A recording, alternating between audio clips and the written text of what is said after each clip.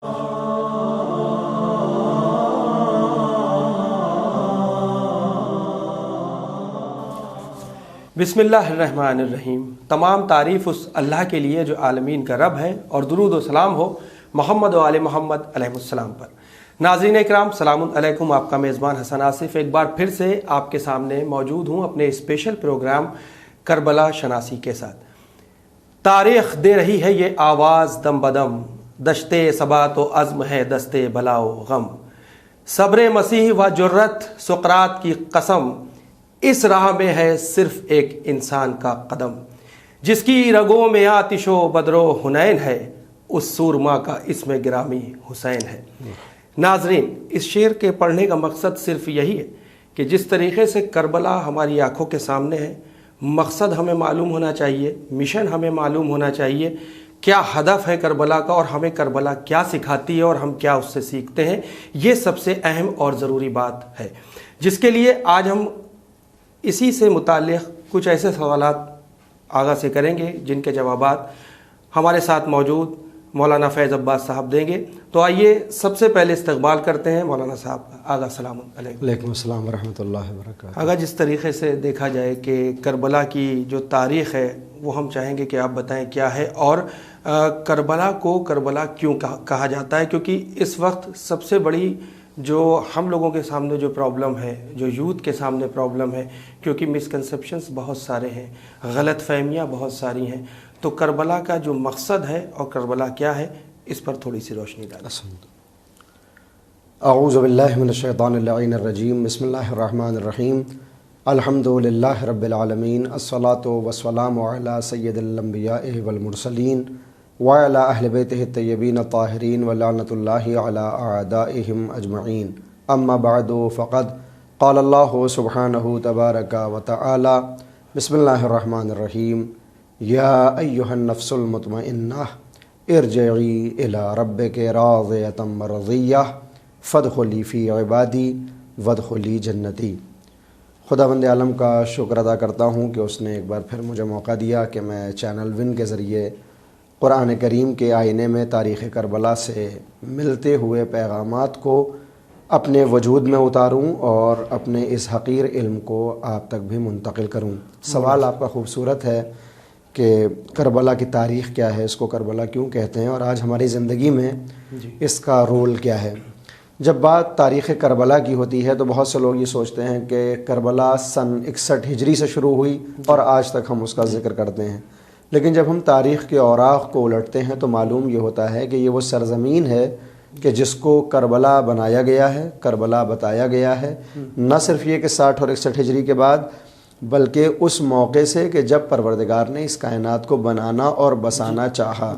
यहाँ तक मिलता है बाज़ रवायात में कि जब आदम और आदमियत भी नहीं थी, ज़मीन को बनाया और बसाया भी नहीं गया था, तब भी परवरदिगार ने ज़मीन करबला का तज़किरा अर्श इलाही पर किया था। एक मशहूर रवायत है कि जब परवरदिगार ने अर्श इलाही को पैदा किया तो इस अर्श पर सबसे पहले जो इबारत नमूदार हुई वो थी क़त्लल हुसैनो बे करबला, कि हुसैन को करबला में कत्ल कर दिया गया। जब इस क़त्ला, यूँ तो ये पास्ट का सीगा है, माजी का, कि कत्ल कर दिया गया, लेकिन उलमा ये कहते हैं, अदबियात के जो उलमा हैं वो कहते हैं कि जब कोई बात यकीनी हो तो फिर अगर वो आने वाले ज़माने में भी होगी तो उसको माजी के सिगे से ही बयान किया जाता है। तो क़त्लल हुसैन बे करबला इमाम हुसैन के कत्ल से पहले से आम था, यानी ये वो दास्तान है जो फ़रिश्तों को सुनाई गई, ये वो वाक़या था जो हर नबी को बताया गया। तो दास्तान करबला और तारीख़ करबला दुनिया के आगाज़ के साथ शुरू हुई है। लिहाजा आयतुल्लाह मजलिसी, जिन्हें हम अल्लामा मजलिसी कहते हैं, जिनकी बेशुमार किताबें हैं और बेशुमार ख़दमात हैं, उनकी एक किताब है जो हर शिया के यहाँ उसका नाम लिया जाता है हमेशा और हर मुसलमान जानता है, बिहारुल अनवार। इस किताब में जब वो सरकार सैयद शुहदा का तज़किरा करते हैं तो फिर तारीख़ करबला को भी ज़िक्र फरमाते हैं और कहते हैं कि करबला वो सरज़मीन है कि जिस पर हर नबी, यानी जो बड़े अंबिया होते थे या जो बड़े रसूल होते थे, जब वो अल्लाह के पैगामात को लोगों तक पहुँचाना चाहते थे तो सफ़र करते थे। जब सफ़र करते हुए इस सरज़मीन करबला पर पहुँचते थे तो यहाँ उनके साथ कुछ न कुछ ऐसा ज़रूर होता था کہ وہ متوجہ ہوتے تھے کہ آخر یہ کون سی سرزمین ہے کہ جہاں ہمیں مشکل پیش آ رہی ہے، اور جب وہ خدا سے پوچھتے تھے تب ان کو داستان کربلا سنائی جاتی تھی۔ مثال دی جاتی ہے کہ حضرت نوح کی کشتی جب وہ چلی ہے، طوفان آیا تو یہ کشتی چلتی رہی، مگر جب زمین کربلا پر پہنچی، بحر الانوار میں لکھتے ہیں علامہ مجلسی کہ جب وہ اس سرزمین کربلا پر آئی تو وہ کشتی بھنور میں آ گئی، یعنی ڈوبنے لگی۔ تو حضرت نوح نے کہا کہ پروردگار تو نے تو یہ کہا تھا کہ اس کشتی پر جو سوار ہوگا وہ نجات پائے گا، اور یہاں پر پانی میں یہ کشتی ڈوب رہی ہے، کون سی سرزمین ہے؟ تب پروردگار نے ان کو بتایا کہ نہیں، پریشان نہ ہو، یہ کشتی ڈوبنے والی نہیں ہے، اصل میں یہ زمین کرب و بلا ہے، اور اس کا اثر یہ ہے کہ جب بھی یہاں پر کوئی نبی رسول یا اس کا وصی آتا ہے تو اس کے اوپر ایک مصیبت ضرور آتی ہے، تاکہ وہ جیسے تم نے پوچھا ہے ویسے ہی وہ پوچھے اور ہم اس کو بتائیں کہ یہ وہ سرزمین ہے کہ جس میں انبیاء میں آخری جو نبی ہوگا اس کا نواسہ کس طرح سے قتل کر دیا جائے گا اور مظلومانہ طریقے سے اس کی شہادت ہوگی۔ اسی طرح سے حضرت ابراہیم کے لیے ملتا ہے، حضرت موسیٰ کے لیے ملتا ہے، حضرت عیسیٰ کے لیے ملتا ہے، حضرت یحییٰ و زکریا کے لیے ملتا ہے کہ کربلا کی داستان ان کو سنائی گئی۔ بعض روایات میں ہے کہ جب حضرت زکریا کو امام حسین کی یہ داستان سنائی گئی کہ ایسا ہونے والا ہے تو آپ 3 دن تک گھر سے باہر نہیں نکلے، مسلسل روتے رہے، نہ آپ نے 3 دن کھانا کھایا، نہ آپ نے 3 دن پانی پیا، بس امام حسین پر گریہ کرتے تھے، جبکہ ابھی واقعہ نمودار نہیں ہوا۔ تو مقصد یہ ہے کہنے کا کہ تاریخ کربلا، واقعہ کربلا سے پہلے سے انبیاء الہی کو بتائی گئی، اور اس زمین کو کرب و بلا کہا ہی اس لیے جاتا ہے کیونکہ یہاں پر آ کر کرب یعنی مصیبت بھی آتی ہے اور بلا یعنی آزمائش بھی ہوتی ہے۔ حالانکہ یوں تو ہر انسان کی آزمائش ہے، مگر زمین کربلا پر اللہ والوں کی آزمائش ہوتی ہے، کہ جس کا ایک ثبوت ہمارے سامنے ہے کہ امام حسین کے جو امتحانات ہوئے وہ نہ ان سے پہلے کسی کے ہو سکتے تھے اور نہ ان کے بعد۔ بہت اچھی بات وہی ہے کہ کلو یوم عاشورہ کلو ارضٍ کربلا۔ احسنتم۔ حالانکہ یہ ایک مقولہ ہے، یہ کوئی حدیث نہیں ہے، یہ ایک شعر ہے، وگرنہ ائمہ معصومین تو یہ کہتے ہیں کہ لا یوم کا یوم کا یا ابا عبداللہ۔ جب امام حسن اس دنیا سے جا رہے تھے تو امام حسین نے آنسو بہانا شروع کیے، تو امام نے کہا کہ کیوں رو رہے ہو؟ کہا آپ کی مصیبت کے اوپر، آپ کی مظلومیت کے اوپر۔ تب امام حسن نے کہا تھا لیکن میں وہ دن دیکھ رہا ہوں کہ جس دن تمہاری شہادت ہوگی تو وہ انوکھا دن ہوگا، لا یوم کا یوم کا یا ابا عبداللہ، جو تمہاری شہادت کا دن ہوگا وہ دن کسی کا نہیں ہو سکتا، نہ تم سے پہلے کسی پر وہ دن گزرا نہ تمہارے بعد۔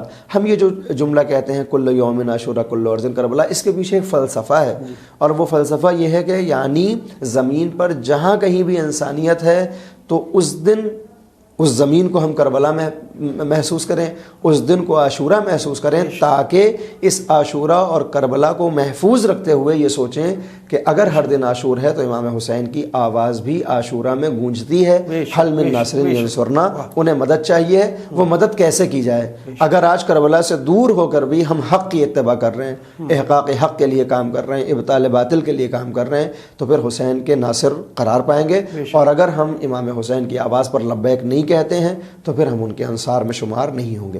بہت اچھی بات کہ اسٹیپ بائی اسٹیپ کربلا ہمیں کچھ نہ کچھ سکھاتی ہے، کچھ نہ کچھ درس دے رہی ہے، اور ہماری ذمہ داری ہے کہ ہم اس پر غور و فکر کریں، سوچیں سمجھیں کہ کربلا اصل میں مقصد کیا ہے کربلا کا۔ اللہ کی طرف سے یوں تو بہت سارے امتحانات ہوئے، جیسے بھی آپ نے بھی تذکرہ کیا، یا بہت ساری مجالسوں میں بھی نبیوں کا بھی ذکر آتا ہے، سب سے امتحان لیے گئے، لیکن اتنا سخت امتحان جو کربلا میں حضرت امام حسین علیہ السلام نے دیا، جس کے لیے کسی نے یہ بات بھی کہی کہ امام حسین علیہ السلام 71 مرتبہ پہلے شہید ہوئے، 72ویں مرتبہ آپ نے اپنی قربانی دی، تو آپ کا ہی انتخاب کیوں ہوا صرف شہادت کے لیے؟ بہت خوبصورت آپ کا سوال ہے، اور اکثر یہ سوال ہمارے ذہنوں میں اٹھتا ہے کہ امتحان تو اللہ کی طرف سے ہوتے ہیں، اس میں کوئی بھی شک نہیں ہے۔ پروردگار سورہ ملک میں تمام انسانوں کے لیے کہہ رہا ہے کہ میں نے تمہیں زندگی دی ہے، میں تمہیں موت کے گھاٹ اتاروں گا، لیبلوکم ایکم احسن عملا، میں تمہیں بلا میں ڈالوں گا۔ لیبلوکم کا مطلب وہی اس کا جو ریشہ ہے، جو روٹ ورڈ ہے، وہی بلا ہے، کہ پروردگار کہتا ہے میں تمہیں بلا میں ڈالوں گا اور اس بلا کے ذریعے دیکھوں گا کہ تم میں سب سے بہتر عمل کرنے والا کون ہے۔ تو انسان کی زندگی کا خاصہ یہی ہے کہ اس کا امتحان ہو کر رہے گا، اللہ اس کو آزمائش میں ڈالے گا، اللہ اس کا امتحان لے گا۔ حضرت امام حسین سے پہلے بھی لوگوں کا امتحان ہوا، حضرت امام حسین کے بعد بھی لوگوں کا امتحان ہوگا، ائمہ کرام کا بھی امتحان ہوا، انبیاء کا، اوصیاء کا، رسولوں کا، سب کا امتحان ہوتا ہے۔ لیکن امام حسین کا اتنا سخت امتحان کیوں ہوا؟ یہ ایک ایسا سوال ہے کہ جس کا جواب ہم تلاشتے ہیں تو یہ معلوم ہوتا ہے کہ پروردگار کی طرف سے امتحان کے 3 طریقے ہوتے ہیں۔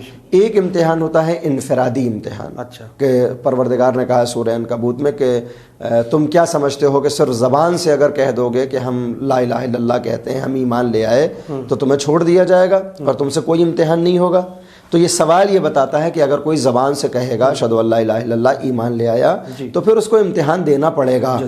اگر لا الہ الا اللہ کے بعد، یہ قرآن کی آیت ہے کہ اگر تم یہ سوچتے ہو کہ ان یترکو، تمہیں چھوڑ دیا جائے گا، ان یقولو، کہ تم بس کہہ دو کہ آمنا، ہم ایمان لے آئے، ہم لا یفتنون، اور ان کو آزمایا نہیں جائے گا، ان کو فتنے میں نہیں ڈالا جائے گا، تو یہ ہونے والا نہیں ہے۔ اگر زبان سے ہم ایمان ظاہر کر رہے ہیں تو ایک نہ ایک امتحان ہم کو دینا پڑے گا۔ اس امتحان کی اللہ کی طرف سے 3 کیٹیگریز ہیں۔ ایک کیٹیگری یہ ہے، ایک طریقہ یہ ہے کہ اللہ فردی امتحان لیتا ہے، میرا امتحان مجھ سے لیا جائے گا، مجھ کو ہی فائدہ پہنچائے گا۔ آپ کا امتحان پروردگار آپ سے لے گا اور اس کا فائدہ آپ کو ملے گا۔ وہ امتحان کیسے ہوتا ہے؟ سورہ بقرہ میں خداوند عالم کہتا ہے وَلَنَبْلُوَنَّكُمْ بِشَيْءٍ مِّنَ الْخَوْفِ وَالْجُوعِ وَنَقْصٍ مِّنَ الْأَمْوَالِ وَالْأَنفُسِ وَالثَّمَرَاتِ۔ اللہ ہر انسان کا امتحان، جو خاص کر یہ کہے کہ ہم ایمان لے آئے، 5 طریقے سے اس کا امتحان ہوگا۔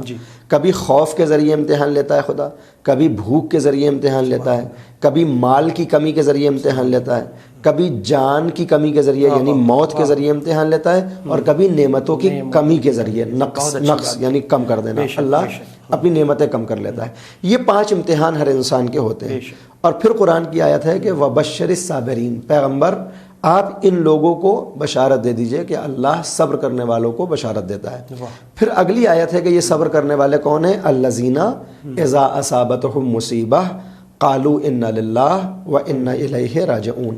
یہ صبر کرنے والے وہ ہیں کہ جب ان کے اوپر مصیبت پڑتی ہے تو یہ کہتے ہیں کہ انا للہ، ہم بے شک اللہ کے لیے ہیں، وانا الیہ راجعون، اور ہمیں اس کی طرف پلٹ کر جانا ہے۔ تو یہ امتحان جو انفرادی ہوتا ہے، یعنی پرٹیکولر ایک شخص کا امتحان ہوتا ہے، یہ سب کے ساتھ ہونے والا ہے۔ تو یہ پہلا طریقہ ہے۔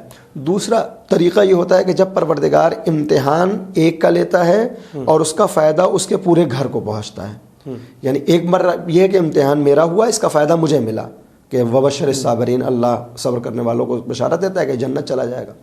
ایک بار میرا امتحان ہوتا ہے، میرے سے مراد ہے کہ کسی کا امتحان ہوگا، اس کا فائدہ اس کے پورے خانوادے کو ملے گا۔ اس کی جو مثال ہے وہ حضرت یوسف ہے۔ معصومین فرماتے ہیں کہ یوسف کے امتحان کا فائدہ کیا ہوا؟ 20 سال تک حضرت یوسف قید خانے میں رہے۔ کتنا بڑا امتحان ہے کہ یعنی جو اللہ کا نبی ہو، اللہ کا رسول ہو، محفوظ عن الخطا ہو، معصوم ہو، اور وہ بے جرم و خطا 20 سال تک قید خانے میں پڑا رہے۔ یہ 20 سال امتحان کے تھے حضرت یوسف کے۔ اس کا فائدہ کس کو ہوا؟ صرف یوسف کو ہوا کہ وہ عزیز مصر بن گئے؟ کہ نہیں، یہ تھوڑا سا اعلیٰ لیول کا ہے۔ اس کا فائدہ ان کے گھر والوں کو ہوا، ان کی امت کو ہوا۔ گھر والوں کو کیا فائدہ ہوا؟ کہ اس 20 سال کی صعوبتوں سے ان کے بھائیوں کے اندر جو کمیاں پائی جاتی تھیں، جو ان کے گناہ تھے، کہ ان کے اندر حسد تھا، ان کے اندر بغض تھا، جب 20 سال حضرت یوسف قید خانے میں رہیں گے، پھر قحط ہوگا، ان کے بھائی ان کے پاس آئیں گے اور اب وہ اپنے کیے کے اوپر پچھتائیں گے، اور پھر حضرت یوسف ان کو معاف کریں گے۔ تو اب کیا ہوگا؟ یہی وہ 20 برس ہیں کہ جن میں ان کے بھائیوں کی معافی کے لیے مقدمہ سازی ہوگی، اور اب ان کے بھائیوں کو حضرت یوسف بھی معاف کریں گے، پروردگار معاف کریں گا، اور ان کا معاملہ حل ہو جائے گا۔ اس حضرت یوسف کے اگر مان لیجئے حضرت یوسف کو کنویں میں نہ ڈالا جاتا، حضرت یوسف کا 20 سال تک قید خانے میں امتحان نہ ہوتا، تو حضرت یوسف کے بھائیوں کے دلوں میں جو بغض ہے، جو گناہ ہے، وہ کبھی آشکار نہیں ہوتا، اور مرنے کے بعد یہ سب کے سب جہنم میں جاتے اپنے اس خطا کی وجہ سے۔ لیکن تکلیفیں یوسف نے برداشت کی، فائدہ ان کے بھائیوں کو ملا۔ دوسرا فائدہ حضرت یوسف کی امت کو ملا کہ یہی وہ 20 سال ہیں کہ جن میں آپ تکلیفیں اٹھائیں گے، آپ کی آزمائش ہوگی، اور پھر وہ قحط آئے گا کہ جس کی صورت میں حضرت یوسف جو ہیں وہ آپ کہیں گے کہ تم لوگ اپنے اناج کو بچا کر رکھو تاکہ قحط میں تمہیں کوئی نقصان نہ ہو۔ تو وہ 7 سال جو قحط کے ہیں کہ جب پوری دنیا پریشان ہے، مگر یوسف کی تدبیر کی بنیاد پر ان کی امت اور ان کی قوم کے اوپر کوئی پریشانی نہیں ہے۔ یہ پریشانی کیوں دور ہوئی ہے؟ کیونکہ اس کا تاوان حضرت یوسف نے بھر لیا، 20 سال تک آپ نے امتحان دیا۔ تو ایک امتحان کا طریقہ وہ ہے کہ جب انسان کا امتحان ہو، خود انسان کو فائدہ پہنچے۔ دوسرا طریقہ یہ ہے کہ جب کسی خاص انسان کا امتحان ہو، اس امتحان کو گزارنے کے بعد فائدہ اس کے گھر والوں کو اور اس کی امت کو ملے۔ مگر تیسرا امتحان وہ ہوتا ہے کہ جو اس سے بھی سخت ہوتا ہے، اور وہ نہ صرف یہ کہ جب امتحان میں کامیاب ہو جاتا ہے انسان تو اس کی ذات کو فائدہ ہوتا ہے، اس کے گھر والوں کو فائدہ ہوتا ہے، اس کی قوم کو، بلکہ قیامت تک آنے والے لوگوں کو اس کے امتحان کا فائدہ ہوتا رہتا ہے۔ اور ان امتحانات میں امتحان ہے امام حسین کا، کہ امام حسین نے جو امتحان دیا ہے اس کا فائدہ نہ صرف یہ کہ ان کے گھر والوں کو ہوا کہ آج ہم ان کو علیہ السلام کے نام سے یاد کرتے ہیں، نہ صرف یہ کہ ان کی قوم والوں کو ہوا کہ ان 72 کو ہم شہیدان کربلا کے نام سے یاد کرتے ہیں، ان کے برابر ہم کسی کو نہیں سمجھتے، بلکہ ان کے ذریعے سے کتنے گناہگاروں کو فائدہ ہوا۔ آپ کہیں گے گناہگاروں کو کیسے فائدہ ہوا؟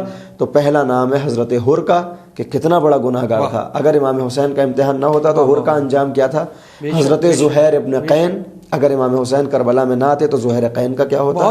کہ جو پوری زندگی علی کے مخالف تھے، پوری زندگی امام حسن کے مخالف تھے، مگر یہی وہ امتحان سبب بنا کہ 20 دن پہلے زہیر قین حضرت امام حسین کے پاس آئے، آج علیہ السلام ہے۔ تیسرا فائدہ وہب قلبی کو ہوا کہ جو نصرانی ہے، عیسائی ہے، مسیحی ہے، مگر امتحان امام حسین کی وجہ سے 2 محرم کو امام کے پاس آیا اور علیہ السلام ہو گیا۔ چوتھا فائدہ ابو الحطوف اور قیس ابن سعد کو ہوا کہ جو عصر عاشورہ امام حسین کے پاس آتے ہیں اور کہتے ہیں آپ کا امتحان اور آپ کی مظلومیت دیکھ کر ہمیں یقین ہو گیا کہ ہم باطل پر ہیں اور آپ حق پر ہیں، کیا میری خطا معاف ہو سکتی ہے؟ امام نے ابو الحطوف کو بھی معاف کیا۔ تو یہ امام حسین کا امتحان وہ ہے جو 31 لوگوں کو فائدہ اسی دن پہنچا رہا ہے، یعنی شب عاشور سے لے کر صبح عاشور تک 31 افراد ہیں جو لشکر پسر سعد سے نکل کر امام حسین سے ملحق ہوئے۔ اسی لیے آپ نے دیکھا ہوگا کہیں جو شہدائے کربلا کی فہرست بنتی ہے اس میں 72 کا تذکرہ ملتا ہے، کہیں 105 کا تذکرہ ملتا ہے، کہیں 120 کا، اور کہیں 155 تک کا تذکرہ ہے۔ تو یہ اختلاف کیوں ہے؟ اس کی وجہ یہ ہے کہ 72 مخصوص سپاہی تھے امام حسین کے، اور بقیہ لوگ آتے رہے، شہید ہوتے رہے، ان کو ان 72 میں شامل نہیں کرتے، مگر ان کا ذکر شہدائے کربلا میں ہے۔ ان شہدائے کربلا کی فہرست میں 31 نام وہ بھی ہیں جو شب عاشور سے لے کر صبح عاشور تک امام حسین کے پاس آئے۔ ان کو یہ فائدہ کب ملا؟ کہ جب امام حسین آزمائش میں مبتلا ہوں گے، جب یہ ابتلا یعنی مقام امتحان میں آئیں گے تو اتنے افراد کو فائدہ ہوگا۔ مگر یہ یوسف نہیں ہے کہ خود اپنے کو فائدہ ہو اور اپنی قوم کو، بلکہ ان کا امتحان حضرت یوسف سے زیادہ بڑا ہے، لہٰذا اب قیامت تک کے لیے امام حسین کا فائدہ لوگوں کو ملتا رہے گا۔ کیا فائدہ ملے گا؟ کہ امام حسین کی مظلومیت کا تذکرہ مجلسوں میں ہوگا، امام حسین کی مظلومیت کا تذکرہ اس طرح کے ٹاک شوز میں ہوگا، لوگ دیکھیں گے اور جب حسین کا تذکرہ سنیں گے اور سوچیں گے کہ اتنی مظلومیت، اتنی پریشانیاں اٹھائی، یہ حسین کون ہے؟ جب حسین کو پڑھیں گے تو انہیں سمجھ میں آئے گا کہ حق کیا ہے، باطل کیا ہے۔ جب وہ سمجھیں گے کہ حق کیا ہے، باطل کیا ہے، تو حق کی اتباع کریں گے، اپنی پرسنالٹی کو بدلنے کی کوشش کریں گے، امام حسین کے راستے پر چلنے کی کوشش کریں گے۔ تو اس امتحان امام حسین کا فائدہ اس آج 1445 2023 کے شیعہ اور 2024 کے شیعہ کو حاصل ہوگا، اور پھر ہم یہ کہیں گے کہ امام حسین کا امتحان وہ امتحان ہے کہ جس نے قیامت تک آنے والے انسانوں کو فائدہ پہنچایا۔ لہٰذا ایک امتحان ضروری تھا کسی کے ساتھ ایسا ہو جو قیامت تک فائدہ پہنچائے، اور اس کے لیے امام حسین سے مناسب کوئی نہیں ہو سکتا تھا۔ کیوں؟ اس کا جواب انشاءاللہ میں دوں گا، کیونکہ حسین وطر موتور کہے جاتے ہیں۔ امام حسین کا ایک لقب یہ ہے کہ السلام علیکہ یا سار اللہ وابن سارہ والوطر الموتور، آپ خون خدا ہیں، خون خدا کے بیٹے ہیں، اور آپ کی خصوصیت یہ ہے کہ آپ انوکھے ہیں، آپ کے جیسا کوئی نہیں ہے۔ چونکہ معصوم کہہ رہا ہے کہ حسین جیسا کوئی نہیں، لہٰذا اس امتحان کے لیے حسین سے مناسب کوئی اور نہیں ہو سکتا تھا۔ اب جیسے آپ نے کہا جناب یوسف علیہ السلام کے زمانے میں 20 سال کی قید، اس کے بعد ان کے بھائیوں میں تبدیلی، باقاعدہ ہے کہ کچھ بھائی کے کردار اچھے نہیں تھے جو پلٹے اور ان کو سدھارا ایک طریقے سے۔ جناب یوسف علیہ السلام نے کربلا کا واقعہ 1400 یا 45واں محرم چل رہا ہے، آپ یہ دیکھیں اور غور کریں کہ ہمارے اندر جو بدلاؤ آنا چاہیے، جو سسٹمیٹک طریقہ ہونا چاہیے، کہ آج جو جس طریقے سے جو ماحول ہے، سب کے منظر عام پر ساری چیزیں سامنے ہیں، سب کچھ کتاب کی طرح ہے، جو آدمی پڑھ بھی رہا ہے، دیکھ بھی رہا ہے، سب کچھ۔ آپ نے ایک بات اور کہی، آپ ہی کی باتوں سے کہہ رہے ہیں کہ آپ نے کہا امام حسین السلام سے نے جو قربانیاں دیں، یعنی اس 10 دن کے پیریڈ میں 2 محرم سے لے کے عاشور تک میں کتنے لوگ چینج ہوئے جو آئے بھی یزید کی طرف سے، جس میں 31 لوگ تھے قریب آپ نے بتایا۔ لیکن آپ سے میں صرف ایک یہ سوال کرنا چاہتا ہوں جو ہمارے ناظرین کو دیں، کہ اتنا بہت کچھ دیکھے جانے کے باوجود بھی آج عام انسان جو ہے اور جو مومن انسان ہے وہ کتنا فائدہ حاصل کر رہا ہے؟ کچھ وجہیں جو آج ہماری آنکھوں کے سامنے ہیں کہ ہم عزاداری میں بڑھ چڑھ کر حصہ بھی لے رہے ہیں، ہم درس بھی لے رہے ہیں، یونیورسٹی کے نام پر بھی ہے کہ کربلا ایک یونیورسٹی ہے، بڑی بڑی مجالسوں میں بڑے بڑے علماء کرام بیٹھ بھی رہے ہیں، بتا بھی رہے ہیں، لوگ سن بھی رہے ہیں، عمل کتنی دور ہے؟ حسن تم اس کی مثال بالکل ایسے ہی ہے. یہ صرف کربلا کا معاملہ نہیں ہے، قرآن کا بھی یہی معاملہ ہے. قرآن ایک خزانہ ہے. آج جب بھی کہیں دنیا کے اندر کوئی انوینشن ہوتا ہے، کوئی نئی کھوج ہوتی ہے، کوئی آوشکار ہوتا ہے، تو فوراً ہم مسلمان کیا کہتے ہیں، صاحب یہ تو پہلے سے قرآن میں موجود تھا. تو سوال یہ ہے کہ جب پہلے سے قرآن میں موجود تھا تو مسلمانوں نے اس کام کو کیوں نہیں کیا، دوسرے کیوں کر رہے ہیں؟ بہت اچھی. تو اس کا مطلب یہ ہے کہ قرآن میں موجود تو سب ہے، مگر اس قرآن کو جیسے استعمال کرنا چاہیے ویسے مسلمان نہیں کر رہے ہیں، دوسرے افراد کر رہے ہیں.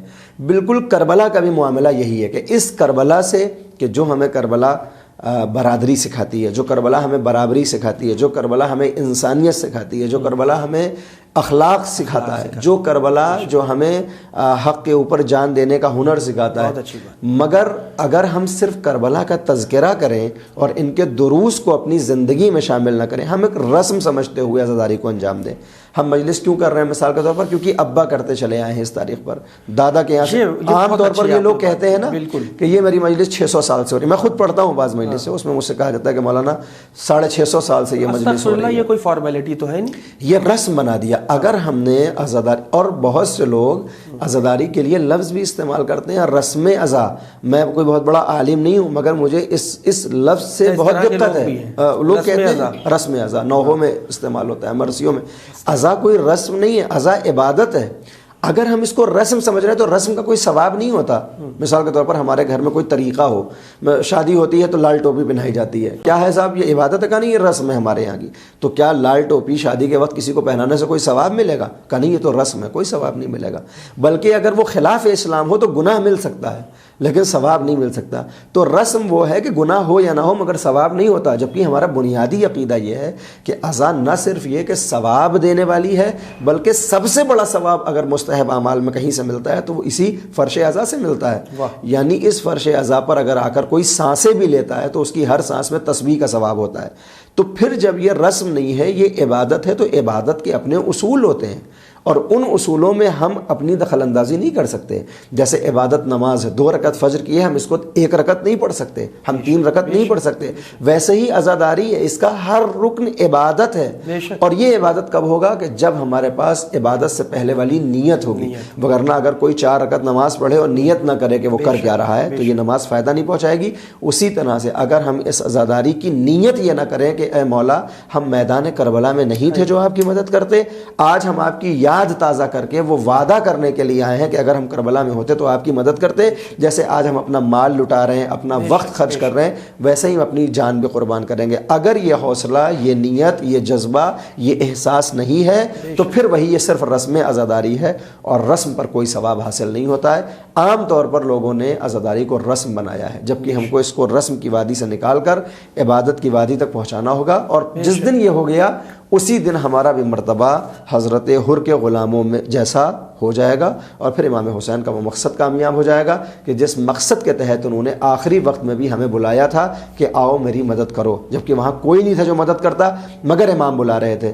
اور ہمارے یہاں کیا ہے کہ جب ہم امام حسین کے یہاں جائیں تو 7 مرتبہ کہیں السلام علیک یا داعی اللہ، یا پھر لبیک یا داعی اللہ، لبیک یا داعی اللہ، یعنی اللہ کی طرف بلانے والے میں تمہارے سامنے حاضر ہوں. تو کیوں حاضر ہو رہے ہیں ہم؟ جیسے امام کو لوگوں کی ضرورت تھی ویسے ہی آج بھی امام کو لوگوں کی ضرورت ہے، مگر یہ لبیک کہنے سے پہلے ہمیں اپنا کردار حضرت علی اکبر، حضرت عباس اور حضرت قاسم جیسا کرنا ہوگا. اگر ان جیسا نہیں کر سکتے تو کم سے کم حضرت حر یا ابو الحطوف جیسا کردار پیش کرنا ہوگا تاکہ امام ہماری آمد کو قبول کریں. بہت بہت شکریہ آگا. انشاءاللہ پھر اگلے ایپیسوڈ میں آپ سے ملاقات ہوگی، کیونکہ وائنڈ اپ کرنے کا وقت ہے. کہ یہ بات بالکل صحیح ہے کہ حقیقت ابدی ہے مقام شبیری، بدلتے رہتے ہیں انداز کوفی و شامی. حالات بہت خراب ہیں، اگر ہم کچھ سیکھ سکتے ہیں ابھی سیکھ لیں. اسی لیے عرش والوں کا ذکر ہوتا ہے فرش کے اوپر بیٹھ کر. اور فرش عزا ایک ایسی چیز ہے، ایک ایسی جگہ ہے جہاں پر اہل بیت کا ذکر ہوتا ہے، امام حسین السلام کا ذکر ہوتا ہے. ہم یہاں آتے ہیں، کچھ لے کے جاتے ہیں. اور جس طریقے سے آپ نے جو ابھی سوالات کے جو جوابات دیے یقیناً وہ قابل غور بھی رہے اور قابل تعریف بھی. انشاءاللہ ہم پھر حاضر ہوتے ہیں اگلے ایپیسوڈ میں، اور اسی اگلے جو سوالات ہوں گے وہ ہم آپ سے کریں گے. تو ناظرین آپ سے اجازت لینا چاہتے ہیں. انشاءاللہ آپ اسی طریقے سے ہمارے ان پروگرامز کو اور یہ خاص کر محرم سے ریلیٹڈ جو پروگرام ہے اسے دیکھتے رہیں، اور دیکھتے رہیں چینل ون پیغام انسانیت. اپنا فیڈ بیک ہمیں winislam@gmail.com پر ضرور سینڈ کریں. شکریہ. خدا حافظ.